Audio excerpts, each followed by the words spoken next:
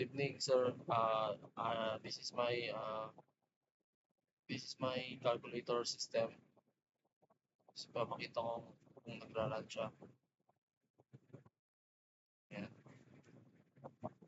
Next, i-discuss ko naman kung paano gumagana yung system or yung code. Dito is makikita yung button calculate, clear, yung button C, ayan. Next is yung button percent. Yung button percent.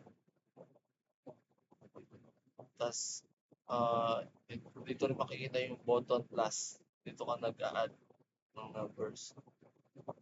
Tapos sa second row naman is dito makikita nyo yung mga button number tulad ng 7, 8, 9, button 7, button 8, and button 9.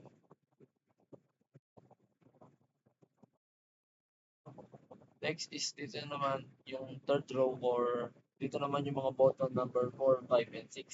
Ito yung button number 4, button number 5, and button number 6.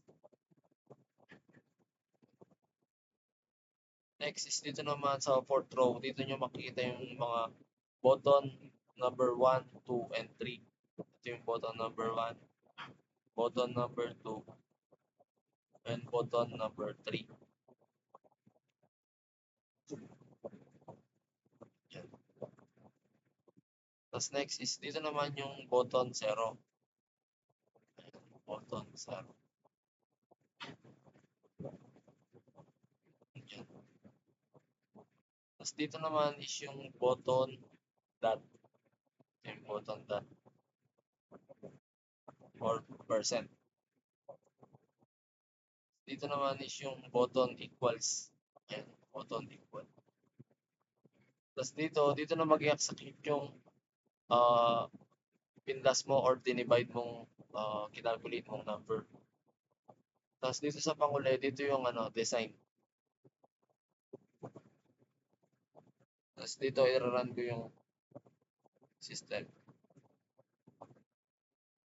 And, napili ko yung design nito kasi mas minimalist at mas visible yung mga numbers. Dito isusubukan natin kung gagana yung system. 1 plus 9 is equals to 10. Dito is building yung button clear. 5 times 3 equals 15. Clear. 3 plus 2, 5. Clear natin. 7 plus 1. Yung 0. Working lang. Dot. Percent. Percent. Okay.